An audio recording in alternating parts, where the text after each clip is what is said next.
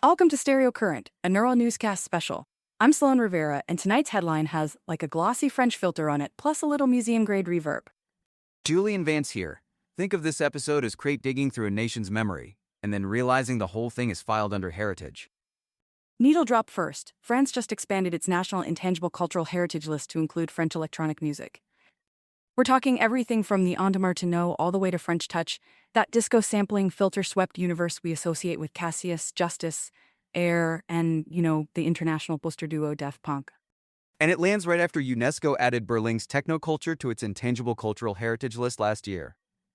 Then this summer, Emmanuel Macron goes on Radio FG and basically hits the talkback like a hype man. Like, we invented electro, we've got that French touch. It's a very French kind of mixdown, pride, policy, and a little side-eye. And the question is, does canonizing a sound keep it alive, or does it kind of embalm it in a velvet-lined display case with perfect lighting and zero gain? Deep cuts. One detail I really love is the scope here. This isn't just club bangers and filter house. It nods to the Onda Martino too, which feels like saying the whole signal chain matters, not just the drop.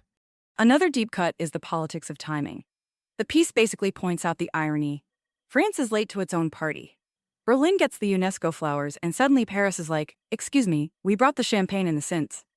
And there's a real generational swing in this quote from Tommy Crane, Technopol's president and the Paris Techno Parade organizer.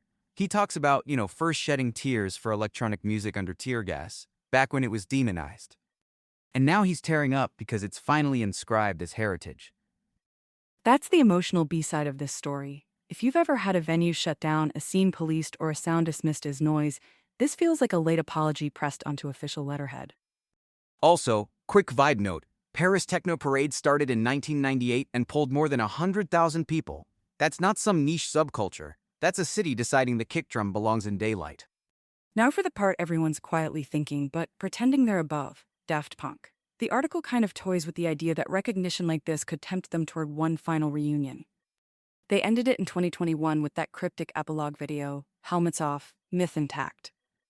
If they ever came back, it wouldn't be a standard comeback cycle. It'd be something ceremonial, like a one-night set where the whole world hears French touch as a living artifact, not a nostalgia preset.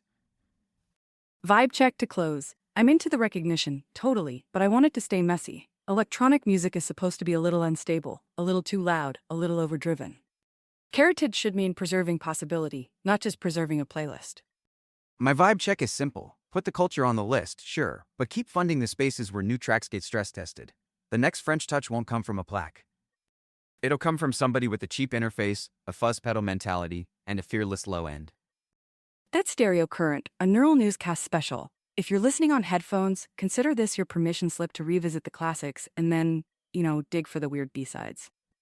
And if you're playing it on speakers, give it a little headroom. If you liked this, follow the show and share the episode with a friend who still argues about the best French touch record. Neural Newscast is AI-assisted, human-reviewed. View our AI transparency policy at neuralnewscast.com.